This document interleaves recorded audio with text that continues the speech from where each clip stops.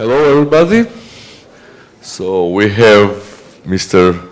Fukuyama today here, and we have a full house. And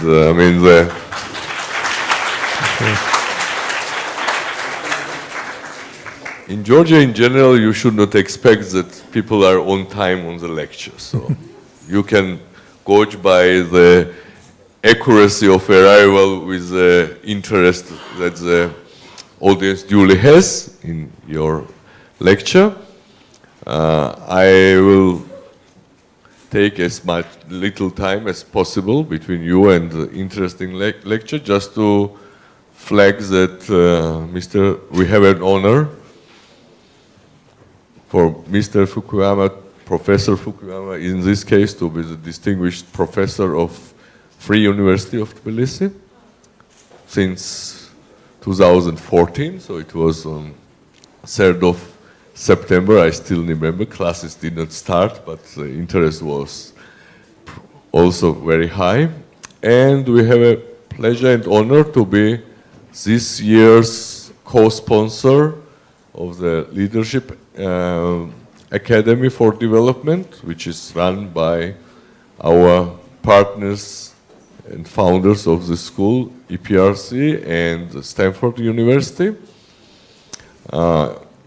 We are backed up with Bank of Georgia University, who I think should be here in the room, and I welcome them.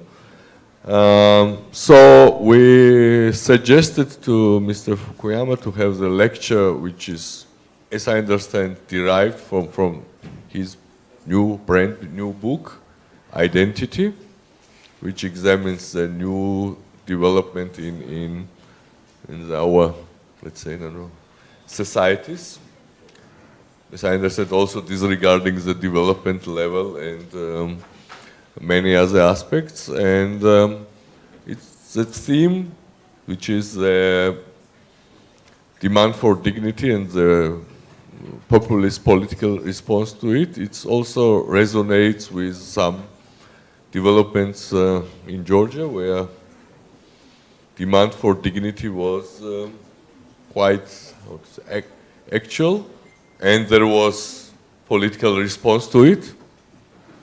And I think the response was also quite populist, but it's not me to really judge that. And so with that, I once more, on your behalf, on behalf of the Knowledge Foundation, on behalf of Free University, welcome Mr. Fukuyama. So, floor is yours. Okay, thank you.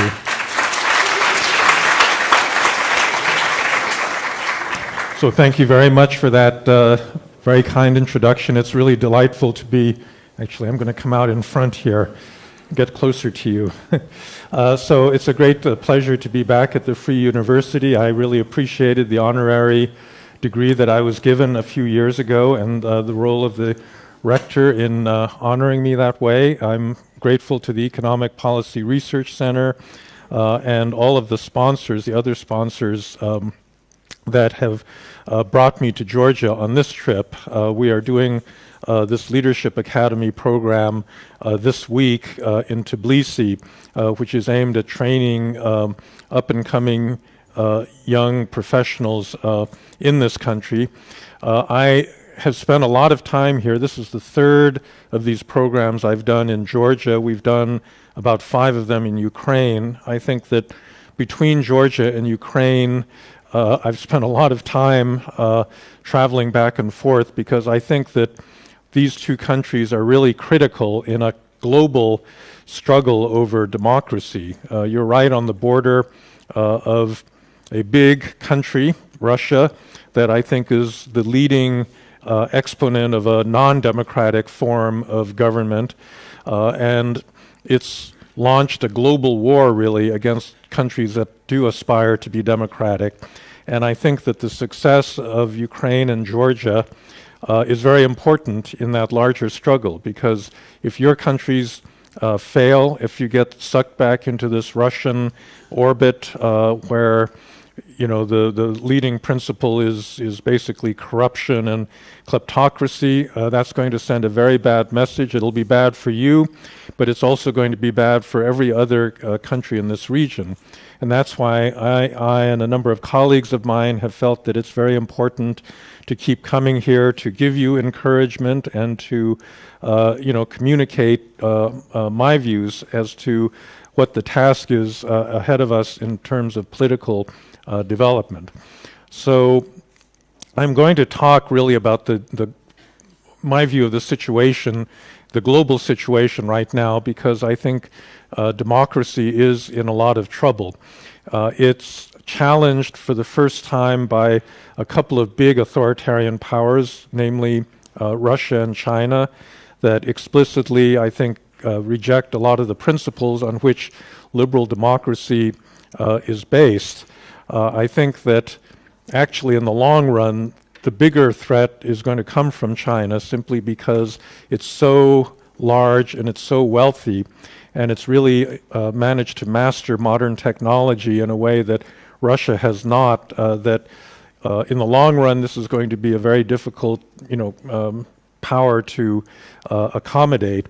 But obviously here in this part of the world, Russia is the big problem. However, I think that for me the more important change and the more threatening one has been something that's been going on in my country and in Western Europe and in other parts of the developed democratic world, which is the rise of populism.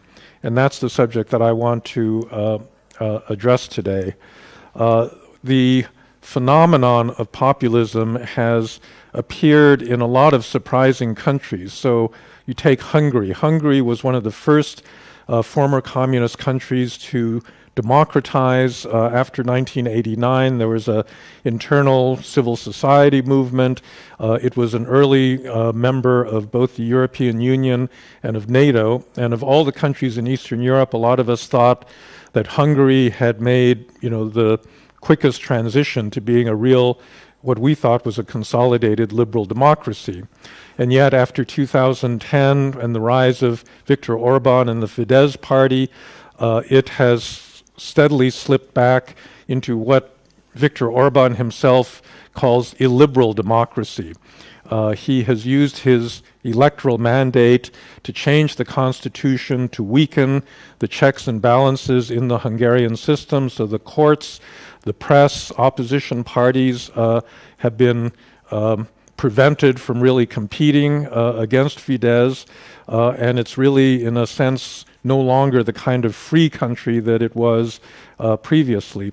Obviously, President Erdogan in Turkey has done another version of this since the coup. Thousands of Turks, civil servants, soldiers, professors, journalists have ended up in jail for presumed opposition to the regime.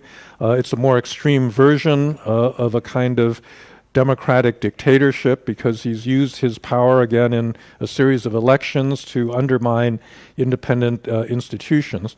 Poland I don't understand at all. Poland was the most successful country in the European Union over the past 10 years. It had highest growth rate, good levels of employment, and yet with the rise of Kaczynski and the Law and Justice Party, they've undertaken a similar kind of attack on the courts, on independent media institutions.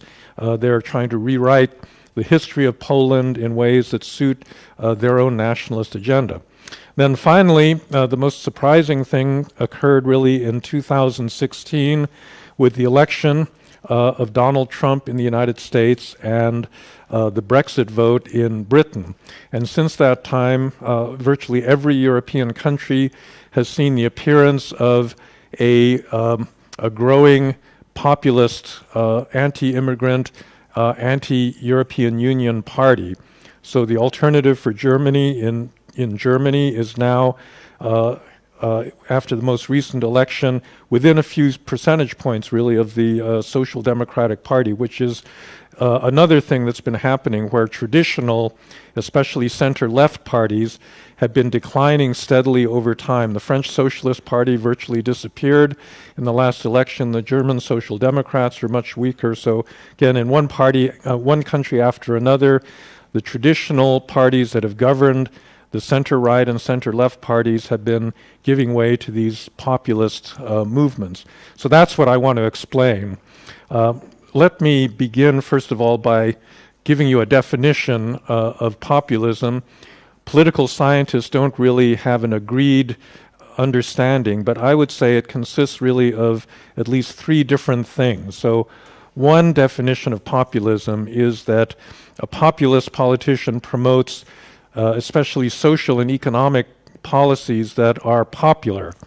They give benefits to people. They subsidize, energy or, gas prices or, foodstuffs, but they're not sustainable over the long run. And so a classic case of this would be Venezuela, where Hugo Chavez, had free eye clinics and free, groceries and things like this, but it was all dependent on high oil prices. And when those oil prices collapsed in 2014, the entire regime collapsed because they couldn't afford these kinds of policies. There's a version of that going on in Ukraine. Yulia Tymoshenko is a populist politician in that sense. She's advocated these kinds of subsidies and, seeks to get votes by this kind of, handing out of goodies to people.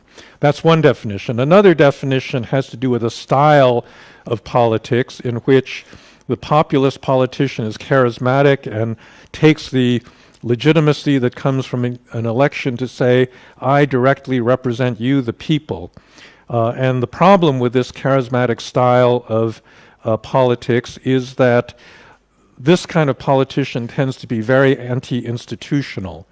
They don't like other institutions. So a liberal democracy consists of course, elections and legislature, elected officials, but it also has a rule of law and it should have a modern state. These are the three pillars of a modern functioning democracy. And what a charismatic politician does is takes the legitimacy that comes from being elected and uses it to undermine the other two institutions. So they go after the courts.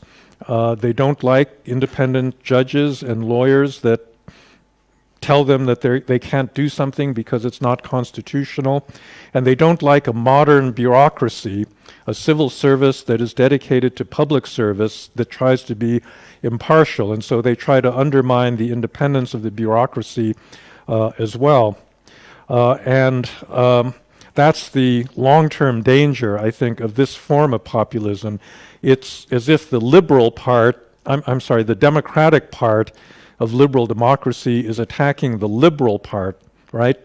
You have democratic electoral institutions, but you also have the rule of law and the independence of a judicial system. And those two things don't necessarily go together. And in this populist, charismatic style, it's the liberal institutions that come under the most threat. The final characteristic of some populist parties is that when they refer to the people, they don't actually mean the whole people. They mean only a certain part of the people, usually, the most traditional, kind of long-standing, residents of a particular territory.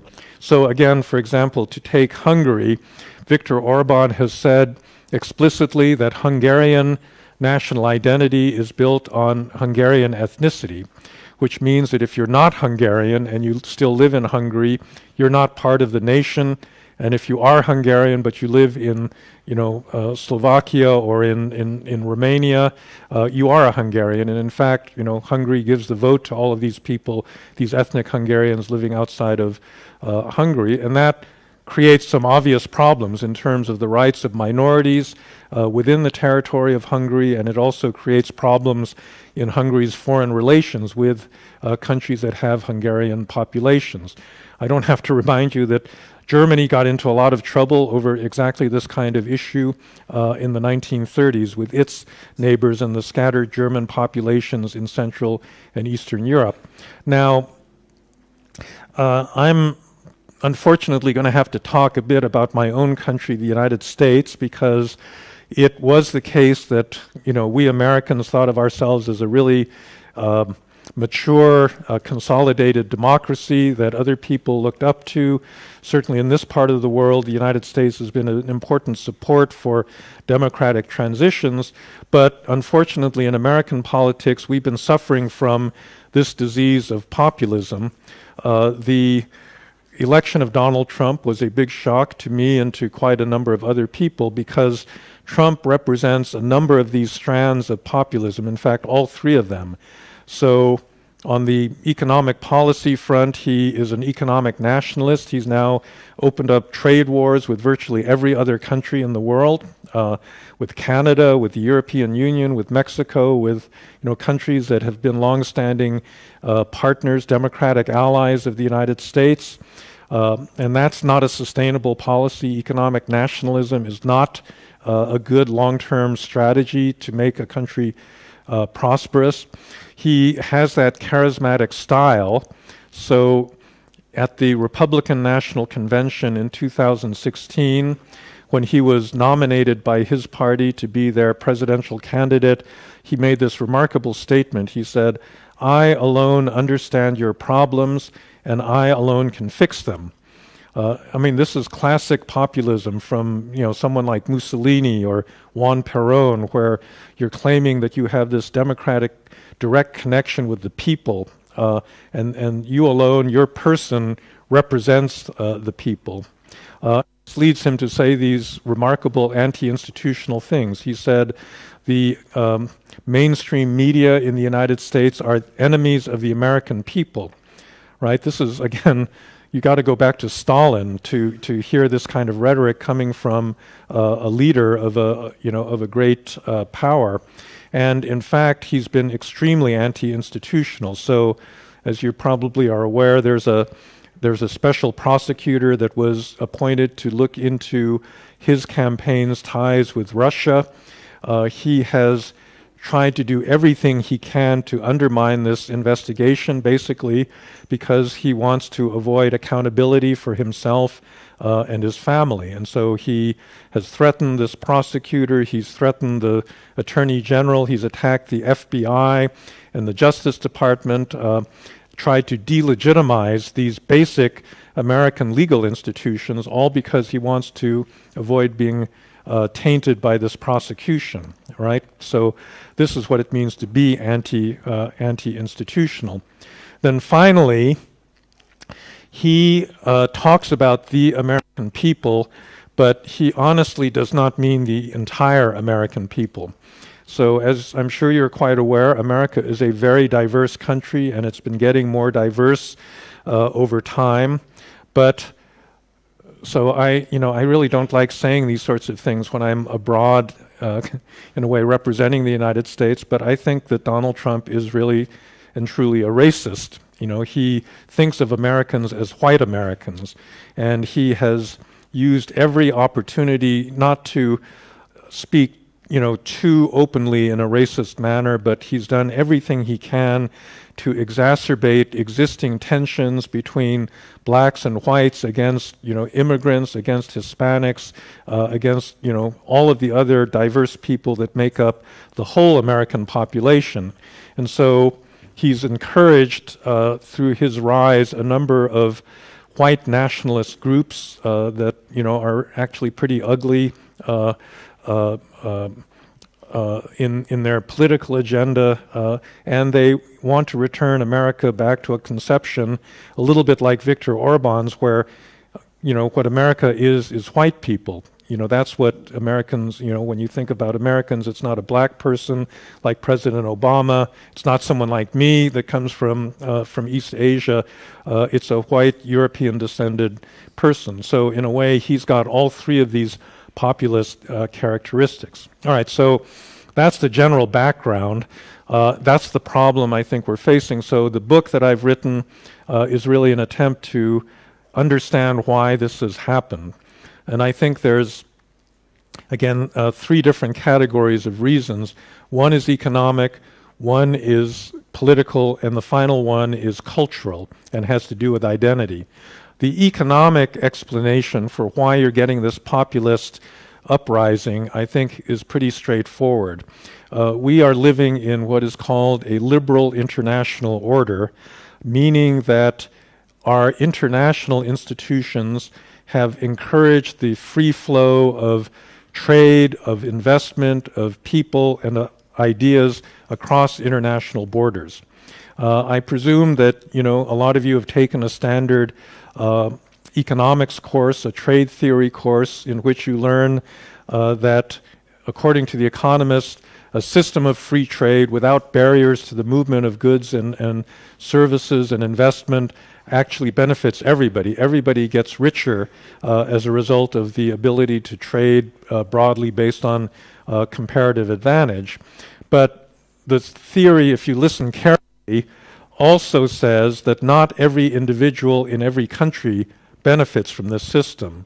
And in particular, lower skilled workers in rich countries are going to lose jobs and opportunities to rising middle classes in poor countries. And over the last 30, 40 years, this is exactly what's happened. The rise of big middle class populations in China, in India, in Vietnam, in Bangladesh, in places like that, poor countries or formerly poor countries, has contributed to the loss of manufacturing jobs, of employment for working class people in the United States, in Britain, in Western Europe, in many other parts of the developed world. And the statistics about this are really quite striking. In the United States, more than 50% of the population actually is no wealthier today than it was in the year 2000, 18 years ago. And a lot of people living in older industrial areas have actually seen their incomes, their real incomes fall, so that people are now making less money than their fathers and sometimes even their grandfathers. And especially in the United States, where we have an expectation that with every generation you do better, this is something that's very, very upsetting to people. There's also been a bit of a social crisis that's attached to this, where communities that have seen high levels of job loss also have higher levels of crime.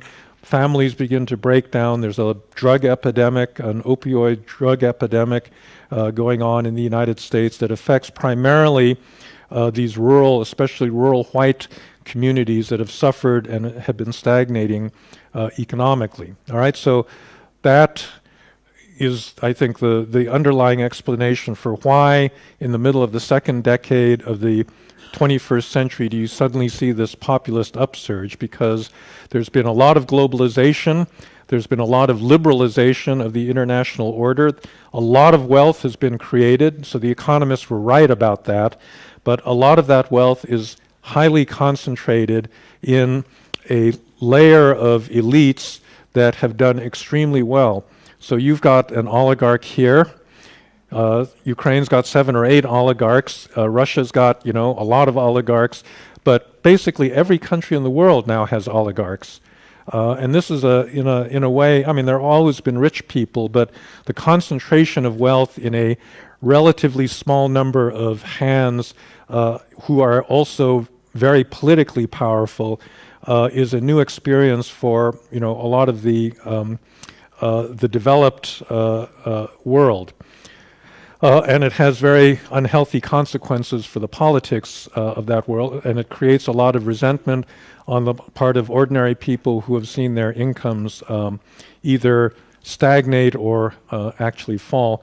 Second problem in a lot of democracies has to do with the fact that many democracies don't seem to be particularly effective. People's expectations of government has increased, but many governments can't deliver on basic services, on healthcare, on infrastructure, on education, the sorts of things that people expect from a democratic government. A lot of democracies seem to be deadlocked. I would point to a number in particular, Italy, Japan, and the United States. All of them have seen government gridlock in which it's not possible to confront really big challenges in terms of policy reform because of underlying divisions within the society. And this, I think, creates a demand for strong men. People say, democracy's not working, we need a strong leader that can cut through all of the arguing in parliament and all these selfish political parties that don't have the interest of the nation at heart. And that's led to the election of people like Narendra Modi, the Prime Minister of India, or I would say even Prime Minister Abe in Japan has a little bit of this characteristic. And I think a lot of people who voted for Donald Trump said, yes, he's a really successful, very rich businessman. He can show, America how to get the government working again. And that was the claim that he made when he was running for president. I think, by the way, I think that's a complete nonsense. I think he has no idea how to actually run a government. And that's another problem with populists, is that they pretend to be able to solve these problems, but they are actually just making them worse. All right. So the final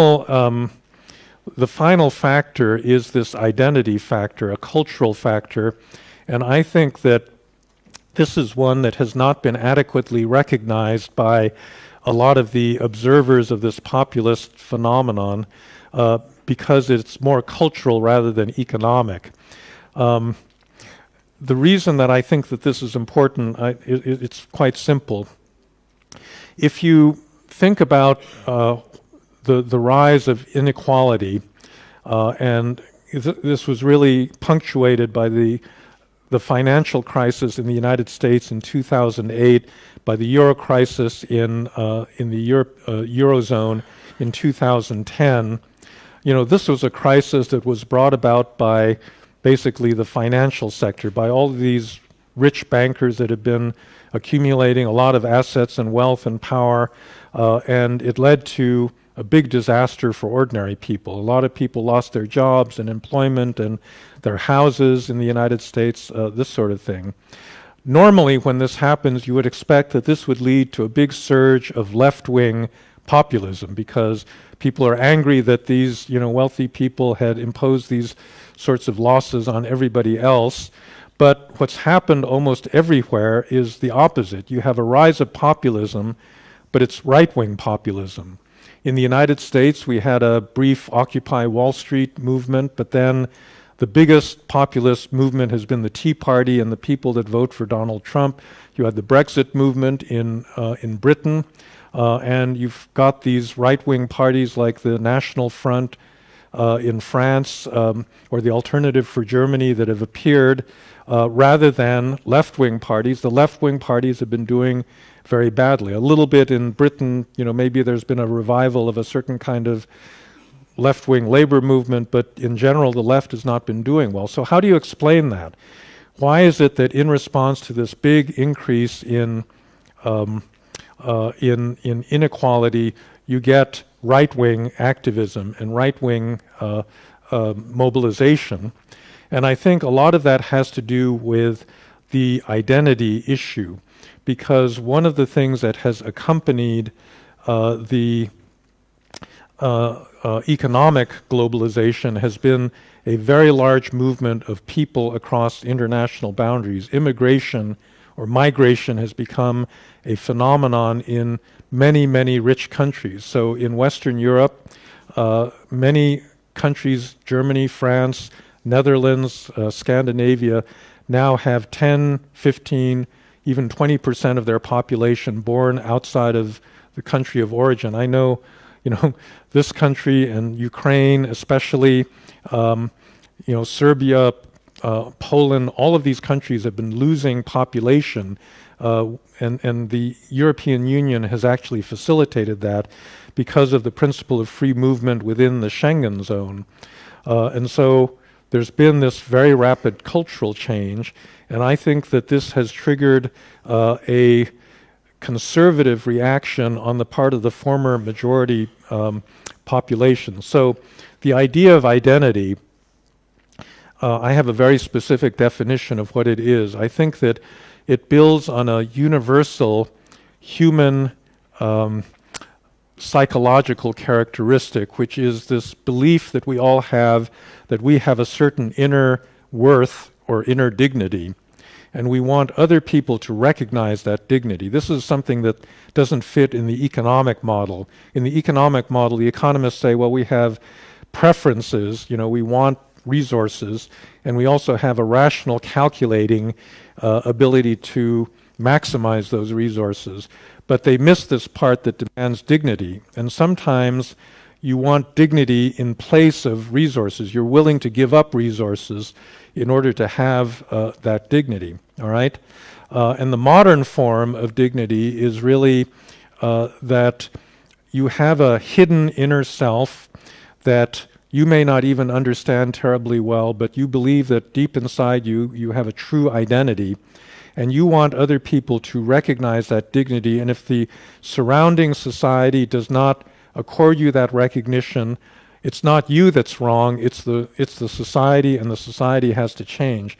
Now, you'll have to pardon this leap between these different historical periods, but in my book I argue that actually Martin Luther was really the first person to posit this kind of understanding of the inner self, because he said that in Christianity, a true Christian is somebody that has faith.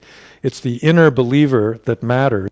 And the external church, the Catholic Church of his time, had a lot of rituals and rules and ceremonies that you were supposed to follow if you were a Catholic. But he said that doesn't matter. God doesn't care about whether you go to Mass, whether you say the Rosary, all of these rituals of the church. The only thing that matters is that inner being. And he said the entire institutional church can disappear. In God's sight, it doesn't make any difference as long as you have believers who on the inside believe. And so he was one of the first Western thinkers to articulate this idea that it's the inner self that's valuable and the outer society is false.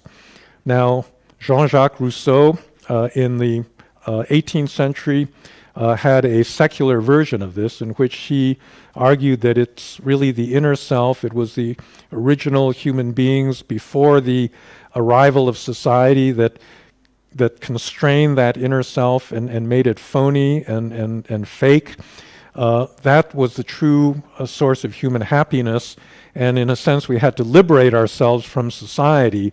The individual had to liberate himself or herself and recover that authentic inner being if human beings were actually going to be happy. It was society that made us unhappy, and it was society that had to adjust to the authentic inner self and not the other way around. So this is where I'm taking a big leap. So if you think about the Me Too movement that's broken out in the United States and in other countries about sexual assault and sexual harassment, it's amazing. This is a movement that is spread like wildfire, especially in the United States, as a result of some very publicized cases of sexual assault. But the structure of that has the same structure that Luther talked about. Women feel that they have an inner dignity. They are a whole person.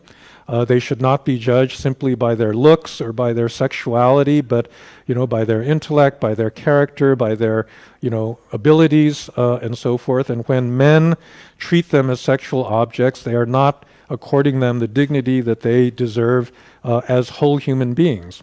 And they do not feel that they're the ones that have to get used to this external society and just live with the norms that are set by men. It's men that have to change. And I think that in many ways we're undergoing a cultural revolution based on that adjustment of male norms.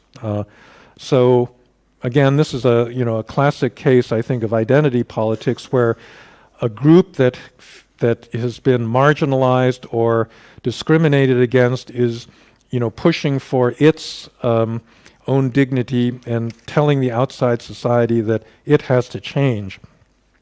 So if you think about identity in this form, there's many identity movements of this sort. All nationalist movements are a variety of identity politics. All right? In the 19th century, Germans were scattered over all these different jurisdictions. They said, we don't have our own single country. A lot of us are living in, the Austro-Hungarian Empire or in, Poland or in other places, and we want a single country that unites all Germans, and that is what's going to give us dignity. And that, really powered the German nationalist movement. But every country in this part of the world that had an ethnic, dominant cultural group decided that the political form of organization existing at the time, based on dynastic ties, the Austro-Hungarian Empire, the Ottoman Empire, were not right because they did not recognize the independence and the dignity of these particular cultural groups. I actually think that to some degree, modern Islamism is also based on a similar demand for dignity. So a lot of the people that have gone to Syria to fight for the Islamic State feel that Muslims have been oppressed. Osama bin Laden, when he was a teenager, came into his parents' bedroom one day crying because he was watching Palestinians in the West Bank being oppressed by the Israelis. And he said, Muslims everywhere are being oppressed. This is terrible. We need to support the dignity of Muslims as a community. And many of the fighters that have gone to Syria to fight on behalf of the Islamic State, I think, had that kind of belief that what the Islamic State gave them was not necessarily religious belief, it gave them a sense of identity, especially a lot of young European Muslims who rejected the Islam of their parents, but they weren't accepted by the European societies where they had settled, and what Islamism, radical Islamism, gave them was a sense of who they were. They were members of this big ummah, this big Muslim community. All right? So these are all manifestations of a certain kind of identity politics. But before we simply say this is a bad phenomenon, I will point out that democracy itself is based on a certain demand for recognition. All right? In Tunisia in 2011, there was a fruit seller, a vegetable seller, Mohamed Bouazizi, who had his cart confiscated. He went to the governor's office and says, "Can I have my cart back? Where is it?" And nobody would talk to him. So he doused himself with gasoline, set himself on fire, and that was the trigger of the Arab Spring. This uprising took place all over the Arab world because many Arabs saw their own situation in that of Mohamed Bouazizi. In a authoritarian government, the government does not treat you like a human being. It does not recognize your dignity, right? Mohamed Bouazizi couldn't even get the government to explain where his cart was and whether he was going to be able to get it back because they just treated him as as an object, somebody that wasn't worth talking to. And I think that's really the power behind all of the color revolutions that have occurred, right? The Ukrainians called their uprising in 2013 and 14 the Revolution of Dignity because they felt that the Yanukovych regime was treating them, as just objects to be exploited. They weren't treating their citizens as citizens with an equal amount of dignity. And a democracy gives you dignity by giving you rights. It gives you a right to speech, to belief, to association, and ultimately it gives you a share of political power by giving you the right to vote. And in that sense, it treats you as an adult, somebody that has human agency, that can really make decisions like an adult. Whereas an authoritarian regime, if it is benevolent, like Singapore, they treat you like a child. They say, well, okay, we want to take care of you, but we don't really feel that you're responsible enough to participate directly, so we're going to make the decisions for you. If you're like Zimbabwe or North Korea, it's much worse. They treat their citizens simply as people that can be used for the purposes of the regime. So this demand for dignity is really also, I think, at the source of the demand for democracy. The trouble is that once you get to the democratic stage, and once people begin to take their rights as democratic citizens for granted, people want other things. They want a more particular form of dignity, and oftentimes a dignity that's related to their ethnicity, their gender, their sexual orientation, their race, and these have become issues, I think, in the politics of many rich countries now, where people basically can take democracy for granted, but they want other forms of recognition. In Poland, so just take Poland, for example. You know, as I said, it was a very successful country. Objectively, why should Poles, you know, really care? But if you think about what Poland is now, virtually, you know, a great majority of the voters were born after the fall of communism in Poland. They didn't have any direct memory of what it was like to live in a communist dictatorship. Therefore, they could take democracy for granted, they could take the EU for granted, and then they could start worrying about other things. They could start saying, well, the European Union is the source of all of our problems. You know, that's the real dictator. And they kind of forgot that, you know, their parents had to live under a real dictatorship, a real police state. So I think this is part of also what's going on, and there's been a rise of a kind of left-wing identity politics in which the left-wing parties that had been focused during the 20th century on the working class, most of whom were members of the dominant ethnic community in the country. You know, the French Communist Party, working class French people voted for the Communist Party. Most of them were white. Time went on, the left-wing parties began to gravitate towards these minority groups, towards immigrants, and adopted a kind of version of multiculturalism as their ideology in place of orthodox Marxism. Something very similar happened in the United States, where the Democratic Party increasingly became the party of minorities. And this, I think, was one of the reasons why you get a cultural reaction. The old working class groups that are not doing well economically and used to think of themselves as the dominant cultural, you know, they were the ones that set the culture in their countries, felt that they were being displaced, and they themselves felt angry about this, that their dignity had been attacked, and it was being attacked by these newer groups, by immigrants, by migrants, by you know, minorities.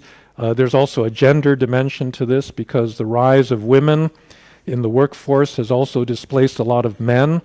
So there's many families in which, you know, the boyfriend or the husband is out of work, and it's really the woman that's doing the job, you know, putting food on the table and so forth. And all of these, I think, contribute to this sense of displacement, cultural displacement, that's fed the rise of anger and resentment and the rise of these conservative parties. So this is, you know, the broad phenomenon that we are dealing with. Let's see, how am I doing on time? Did we start at 7? We did. Okay, I better conclude, because I want to get your questions. I have a number of suggestions for how to deal with this, because I don't think that democracy is going to be secure, you know, in the face of this kind of, you know, this kind of anger and resentment. I think in particular in my country, because of the importance of the United States to the whole international system, if we don't fix our democracy, it's going to be hard to maintain this broad democratic international liberal order. And so, you know, we've got a lot of political struggle ahead of us. I think that there's some specific ideas that are important in this. I think that one of them actually has to do with national identity. Every country needs a national identity, but that identity has to be an open and liberal one that is accessible to all of the people that actually live in that country, meaning that it cannot be based on race or ethnicity or religion if you're actually living in a de facto multicultural society where not everybody shares that, you know, those characteristics. So in a sense, the national identity has to be built around ideas. If you don't believe that, you should just look at the current Middle East. There you've got Syria, Iraq, Afghanistan, Somalia, Libya, Yemen. All of these countries have basically collapsed.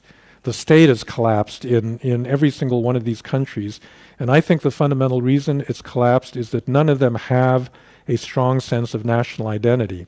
In every single one of those countries, the tribe you belong to, the region, the sect, the ethnic group is much more important as a source of loyalty than is the country as a whole. And therefore, you regard yourself as in a zero-sum struggle with all of the other identity groups, and you don't have a country in the end. And I think this is something that's important to remember in building a democracy. Unless you have a sense of national identity to which people as a whole feel loyal, you're in trouble. My country is actually in trouble right now because we are so polarized between the left and the right, or between, it's not even the left and the right in a classic sense. It's a, sort of white identitarians and then more cosmopolitan, identitarians. I mean, that's the real division in the United States right now, but it means that we can't agree on anything. We can't pass budgets, we can't, legislate, we can't just talk about normal things like appointing a justice to the Supreme Court without getting extremely angry with one another. And that's the sort of reconstruction I think that needs to be done, in my country and in other parts of the world. All right, so with that, let me just stop talking, and I will be glad to take any questions or discussions that you might have. Thank you.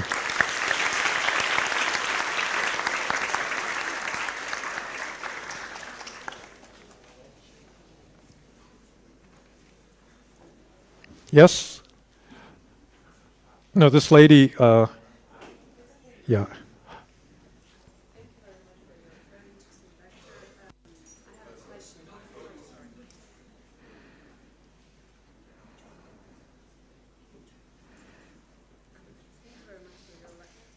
Still not working.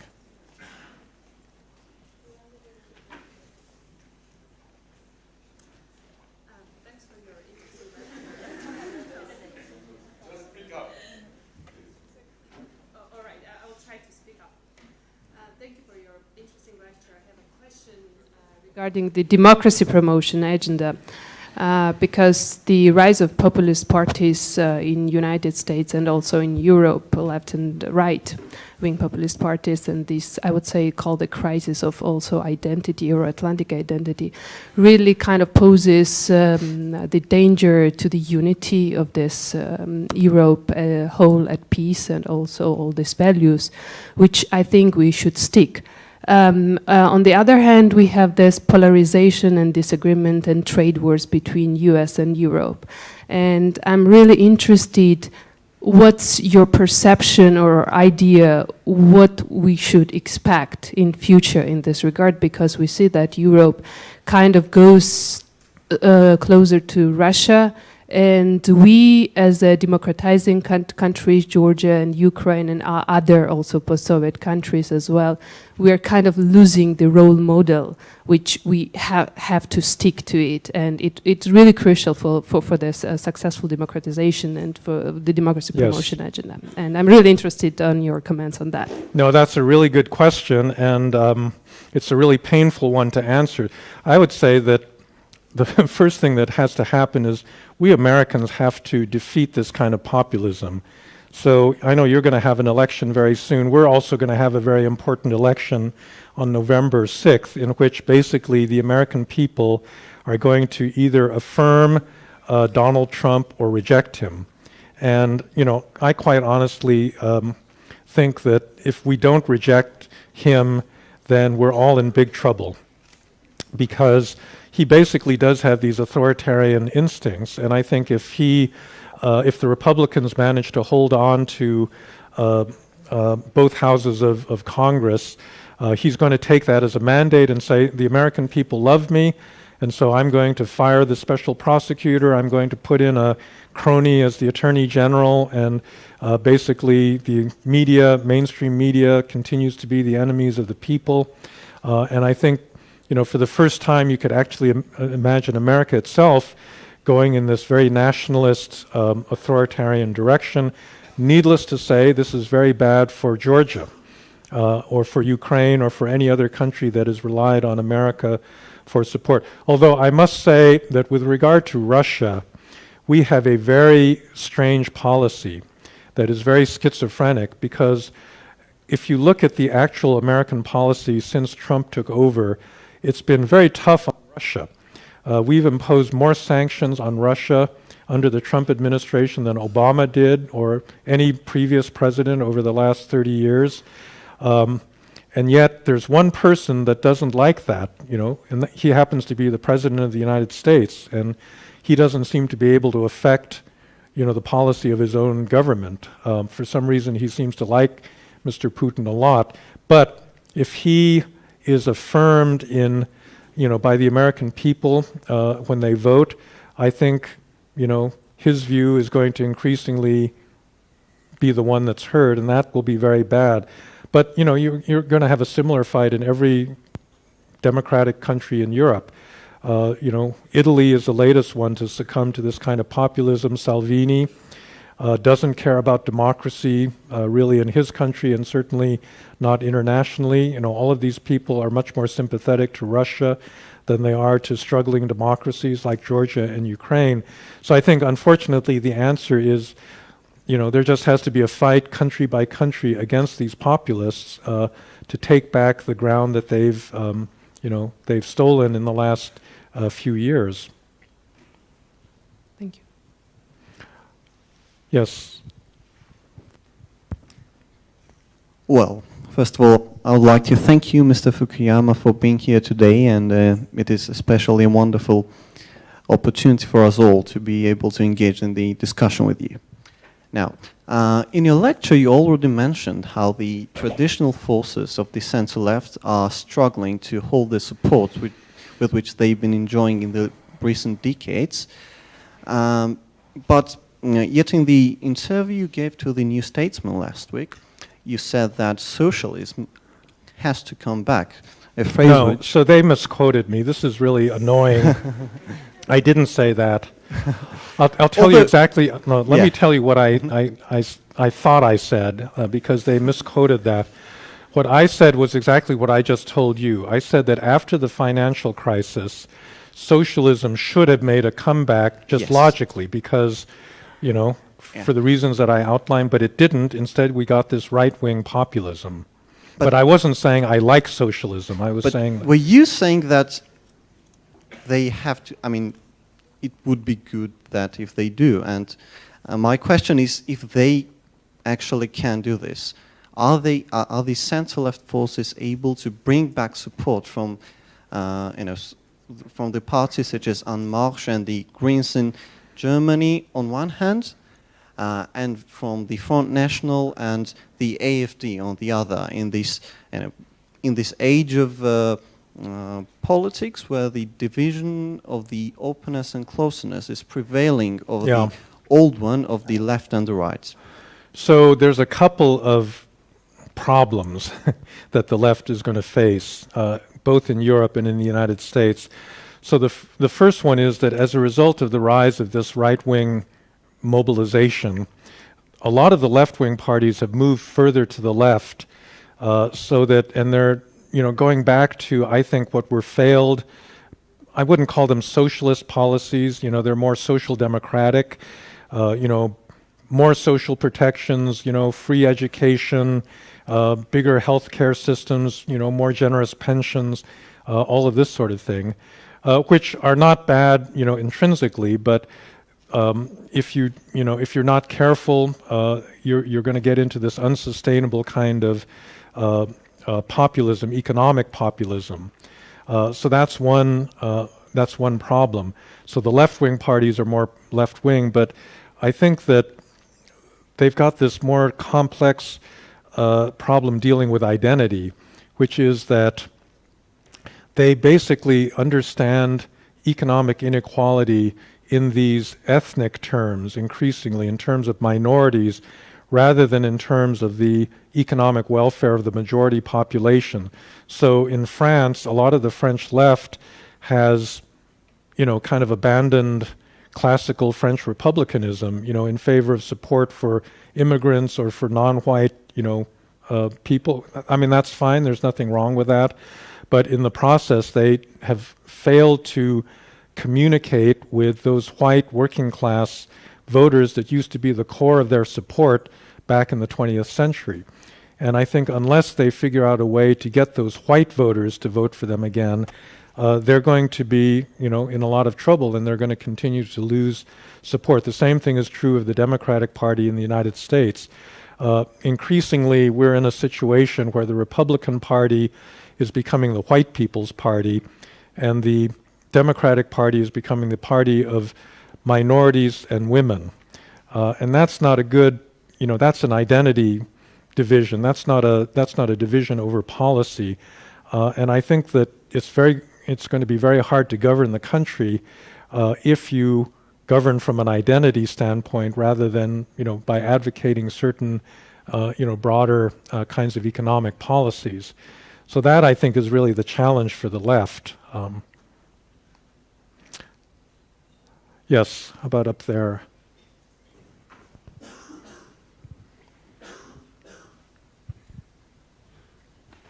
Hello, Mr. Fukuyama, Georgian Institute of Public Affairs, Elgoja Sekhniashvili, Faculty of International Relations.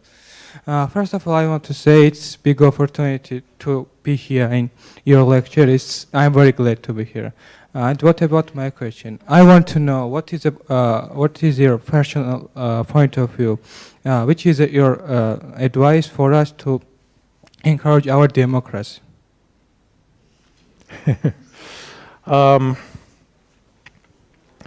So I think that Georgia was, it actually did a lot better than a lot of new democracies, after the Rose Revolution, because there was this big focus not so much on democratization but on state building, right? So the basic, elements of the Georgian state were reconstructed, its authority was reestablished, and so forth. But then, unfortunately, by the end of the 2000s, that process went too far. The state, overstepped its boundaries, and then it produced this kind of, reaction that involved a big change of government. And I think what you need to do is, it's several-fold, that you need to keep this focus on the need to keep improving the quality of the Georgian state. That's one advantage. Ukraine never got as far as Georgia did in terms of dealing with corruption, in the police and, public service delivery and so forth. But you also need to worry about, the independence of state institutions and the continuation of checks and balances in the court system. The judicial system needs a lot of strengthening because it's not really a strong, independent judiciary. And I think, ultimately it's a political matter. So all of you, a lot of young people in this audience, one universal fact about democracies is young people tend not to vote. So I hope all of you, will go out and vote, because you're only as going you to get mentioned, the oligarchy in our country is a very big problem. that And oligarchy, populism yeah. also. Thank you very much. Yeah. Yes, sir.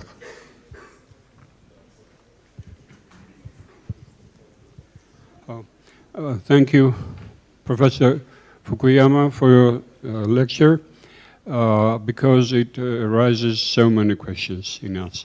And I would add that at least for the last 25 years, your books also are raising many questions about our today and about our tomorrow. So maybe my three questions won't be about today's lecture only, but it will touch your other ideas as well.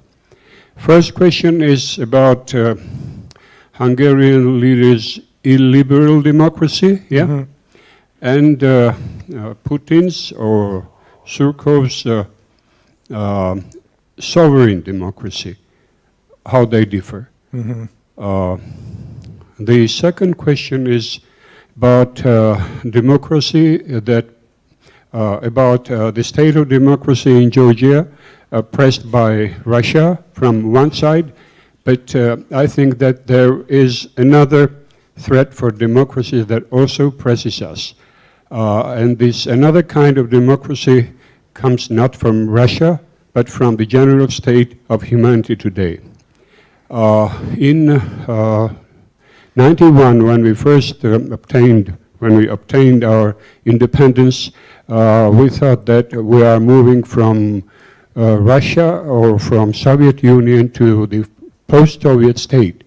In 2003, we moved from post-Soviet to non-Soviet, but still we have the threat of post-Soviet today. This is one threat for us, and the other comes from Europe, or maybe from the West, or from the human community generally. It is connected with virtual or digital world. It makes conditions absolutely different, and democracy or non-democracy can gain from this or lose from this. This is the second question. So democracy mundane, if we can say so, and democracy virtual or digital. The third question, yes? Okay. And the third question will be about your prophecy of post-human future, or post-human future. That was added for me about 2 days. Yes, yes, yeah, yes. Yeah, sure. So, post-human future, and now I heard about post-verita future.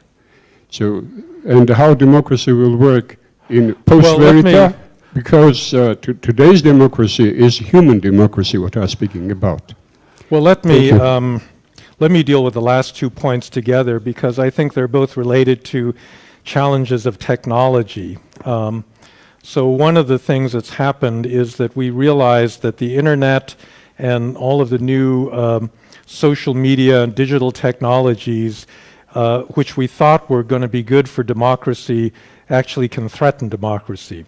A lot of the authoritarian powers that were challenged by the availability of information have begun to figure out how to turn the internet back into a weapon.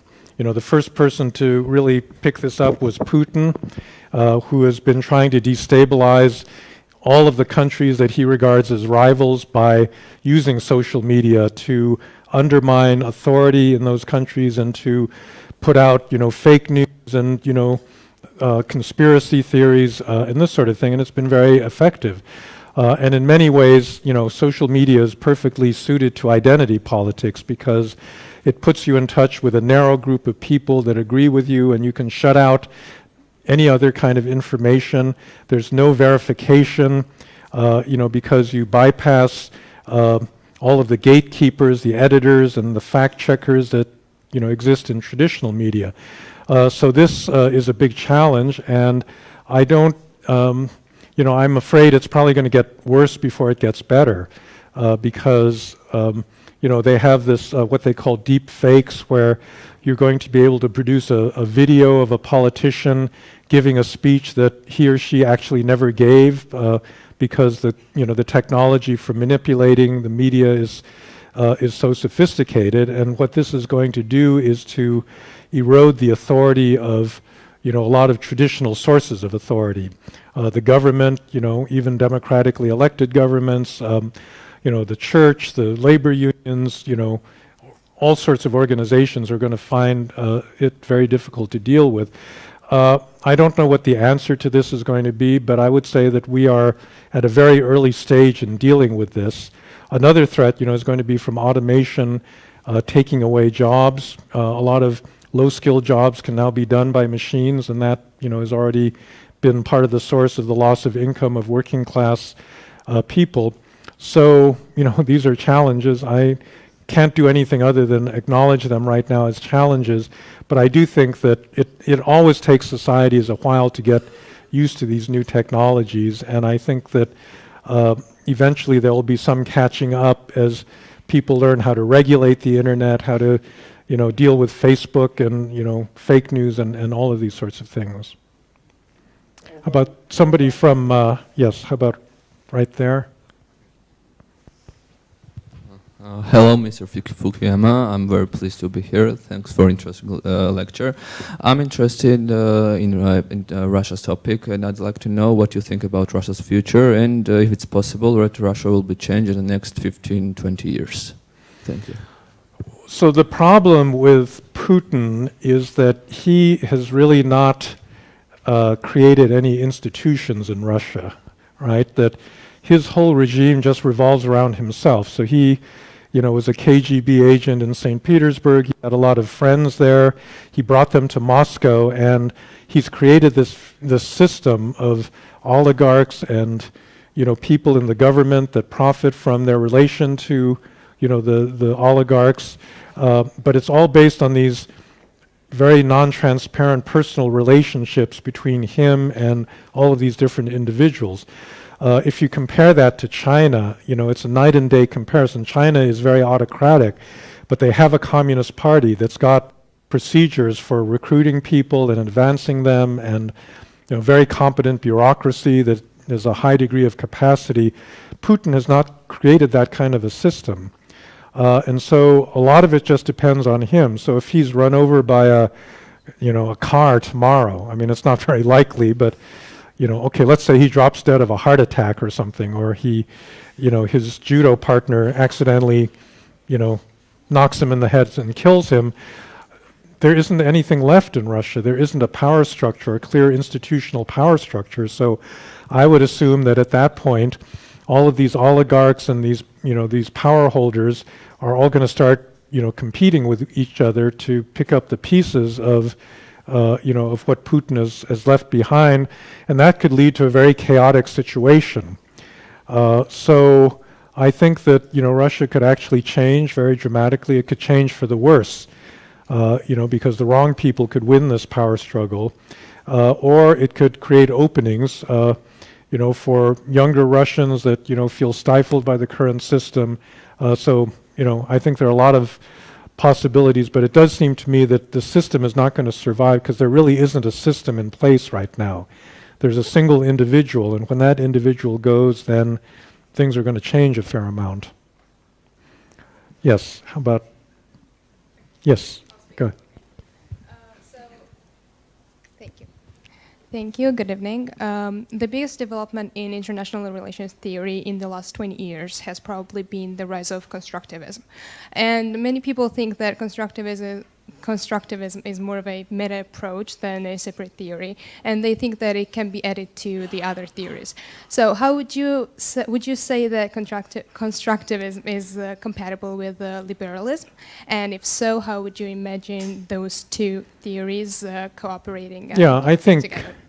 In general, I am sympathetic to constructivism because it does seem to me that you take something like national interest. What is national interest, right? I mean, the realists think that there's some clear national interest that every country is pursuing, which is to maximize its power. But in reality, national interest can be interpreted so many different ways. So we're seeing this right now in the United States, that the United States, previously for most of the 20th century thought that worldwide democracy was good for the United States, and we wanted other democracies to flourish. And then all of a sudden we have an election and we have a leader that doesn't think that. So he thinks now it's America first, and we don't owe anything to other countries. We shouldn't try to spend money on development or democracy promotion or anything else. How do you explain that? It's purely constructed. I mean, it's two different views of the world. So yes, I do think that there are probably core interests in security and economic interests that do define the way that nations are likely to act. So I would predict that we're not going to do anything serious to Saudi Arabia because of this Khashoggi assassination, simply because the United States and Saudi Arabia are very much economically intertwined with one another, and it's very hard to break that apart. So in that sense, there is a kind of underlying interest, but certainly you can decide to, have bad relations with Saudi Arabia or good ones, and that's all a matter of constructed interest. Thank you. Let's pick somebody. How about somebody now up in the back to give you a chance? If we can get the microphone up there.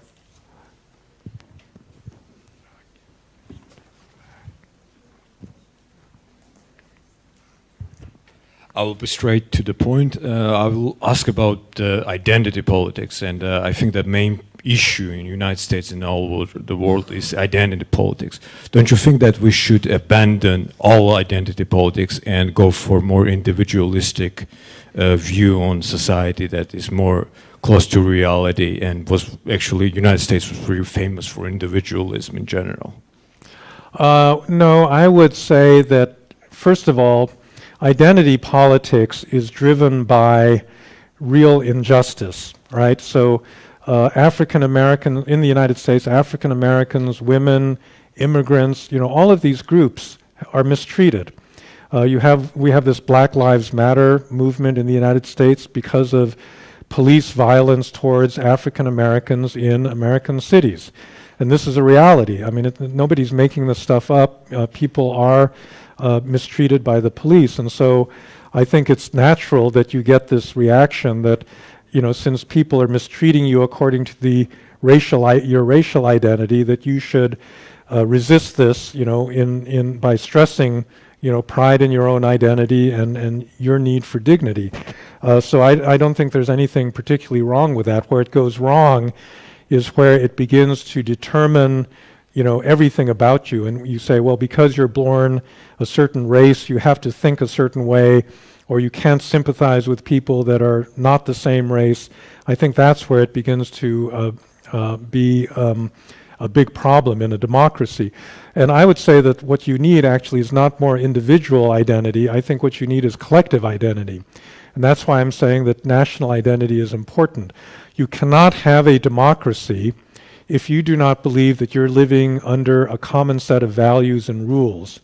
You may not agree with people on policy, you may have different preferences, but unless you accept the fundamental legitimacy of your institutions, and if you don't have some kind of emotional tie with your fellow citizens, where you have some degree of trust in them and are willing to work with them, discuss, deliberate, you're not going to have a democracy. So I don't think the solution is more individualism. I actually do think that something like a constructed national identity is important to the success of a country. Let's maybe go over to this lady on this side. Thank you, Mr. Fukuyama, for a very interesting lecture. I would like to go to the topic of populism, and if you can call populism a disease, then we've been looking at the elections in Brazil, and if you see, I will read the name of the candidates: Jair Bolsonaro. I might be pronouncing it very wrong. So both of the candidates are populists, and as we said, populism is more of a disease of more developed countries, more countries which have achieved they have gained the riches. And what's happening in Brazil then, because Brazil is not rich, and there haven't been a time where Brazil was rich. And how it happened that both candidates are very populist, and as the day goes, their campaign becomes more and more populism. Yeah. Populist kind of. Well, so this candidate in Brazil is Jair Bolsonaro, who's a former military officer. It's a different kind of populism. So in Brazil, there's been this prolonged scandal called Lava Jato, the car wash scandal, in which many members of the old leftist party, the Workers' Party, were jailed, including Lula, the former president.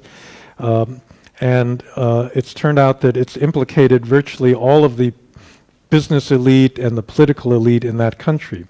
And so there's a reasonable disgust with ordinary Brazilians for the degree of corruption among their politicians. So that's part of it. But there's also this racial element.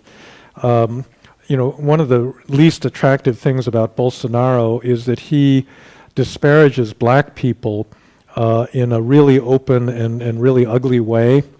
And he also is basically, I think, sort of a fascist, because he thinks the military ought to take over and start shooting people, outside of the judicial process, and so forth. Now, this is really strange because the median Brazilian has a brown skin.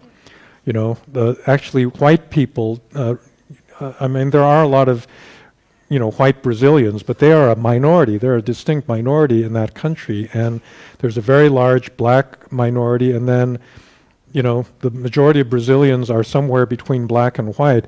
So it's a little bit odd that you can have a white racist, running for president, but I think that it just reflects the fact that the general resentment against both the leftist Workers' Party and against the general corruption in the old system is so strong that people want, what they regard as a strong leader that will just, fix things by any means possible. So remember, I gave you these three sources of populism, and one of them was, weak and ineffective government, which produces the desire for a strong man, and I think that's the form that you're seeing, particularly in Brazil right now. And also, if I may add, while we're talking about Trump's populism, Trump's populism wasn't as radical as theirs in Brazil. Also, so I would also like to ask you how it happened that this man has said that he was going to shoot the LGBTQ community, and so it's very radical, really. Yeah, let's hope that he's not serious about that. He's very serious about that. That's the very terrifying thing. Yeah, we can only hope. Yes, how about? I think one thing we in the US currently have in common, it's not a very big thing, of course we're drastically different communities, but one thing we have in common is that we both currently have a rich billionaire person who we think is going to fix all our problems just because he's rich. Coincidentally, he got rich in Russia, which I think is telling, but but in spite of that, and in contrast to that, there are a decent amount of political parties or political groups who are in opposition to that, and they hold very liberal and pro-Western beliefs and ideologies. However, I've noticed that in many cases that seems to be a bit counterproductive, because it tends to aggravate people even further and become more and more close-minded, more and more right or conservative, what have you.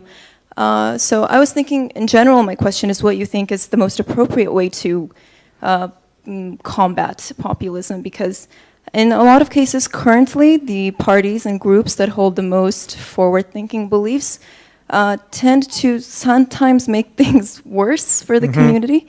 Do you think that is an appropriate way to deal with this, like a sort of a ripping off a bandage kind of quick approach, more aggressive approach? Or do you think that sometimes some level of populism might be necessary for the greater good, if you will? It's impossible to answer that question in the abstract. It really depends on the specific country involved, exactly what kinds of appeals you would have to make in order for the more liberal, parties to win back power. So the first observation I'd make about this country, also about Ukraine, and also about a lot of, Hungary, Poland, the liberal parties may actually represent a pretty large part of the population, but they can never work together, right? They're always split, and they're split by personalities. So, they've usually got leaders that don't want to share power with other people, even though ideologically they're similar to one another. That's one thing that has to be overcome. I think that it is necessary to think carefully about what is driving people to vote for populist parties. And if it does not compromise your underlying principles, you may have to make some concessions in that direction. So, for example, I think that one of the things that really upsets people in Europe and in the United States about immigration is the fact that a lot of it is not occurring legally, that countries aren't in control of who comes into their country. In Europe, it's really the southern border, the external borders of the European Union that is the place where people are entering. In the United States, it's the border with Mexico, and I think one thing that the more liberal parties can do is actually admit that a country has to be able to control its borders. We have to be able to enforce laws and do something about that. I think if they took a clearer stand on that, they would be able to attract some of the support away from the right-wing parties. The other thing is just economic inequality. If you don't address some of the things that are upsetting people, you're not going to get their votes back. And therefore, if I were an American politician running, in 2 weeks, I would be emphasizing health care, better social protection, not support for LGBT rights or rights of immigrants, because that's not what's going to attract the older white voters back to to supporting you. Thank you. Yes, how about this lady right there?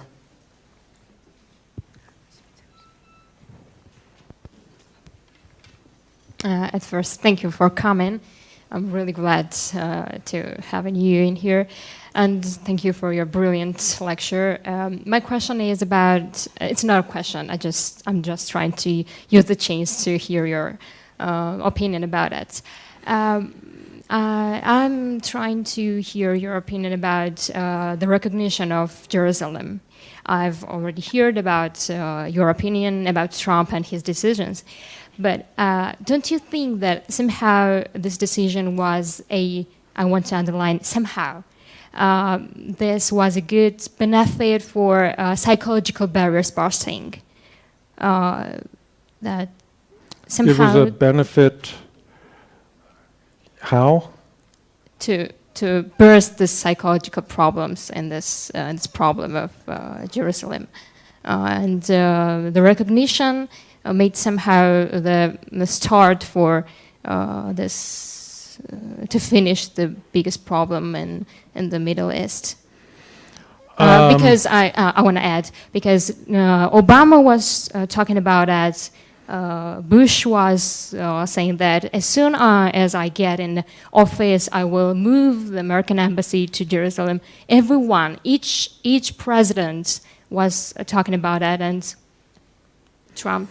Well, I don't know. It seems to me that what Trump has done is just take the Israeli side in this conflict, much more thoroughly. And quite frankly, it's all being driven by one Jewish donor, Sheldon Adelson, this casino magnate that really wanted this, and he's used his influence and his money to get Trump to, follow his agenda in Jerusalem. I mean, unlike some people, I don't think that this destroys the possibility of a two-state peace solution, but it doesn't help the problem.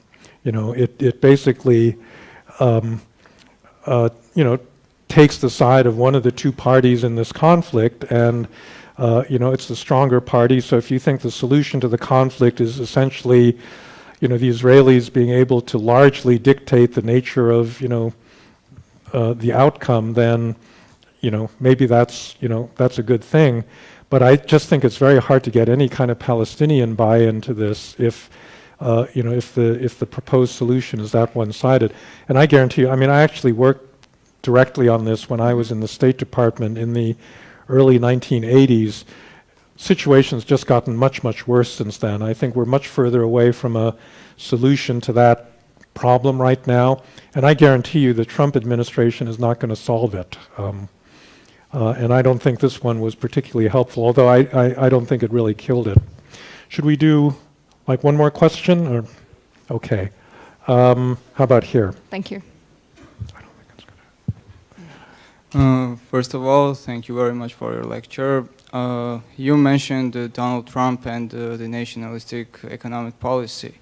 And Donald Trump many times said that countries like China, Canada, and other rich countries have been treating United States unfairly, and that his goal is to change that. So what do you think, what problems will occur in the future, because now the economy of the United States is doing pretty good, and I may be better than in the previous administration. So I think that the only country where you can justify Trump's policy is China, because in fact China has not been playing fairly. You know, since it entered the WTO, it really has not lived up to the WTO commitments. They have an industrial policy where they subsidize their own high-tech industries. There's no reciprocity in terms of tech transfer, so they've taken advantage of a lot of Western companies investing in China. They've stolen a lot of technology. So they're not like Canada. They don't really play fairly. So I think that the one part of Trump's policy that will receive a lot of support in the United States and in Europe, for that matter, is a tough policy towards China, and that has very uncertain consequences for the global economy, because if this pushes China into some kind of a recession or a much lower growth path, that's actually going to affect everybody else's well-being as well. But I think in terms of the underlying justification for the policy, that's the one country where a more nationalistic policy is probably called for. Okay?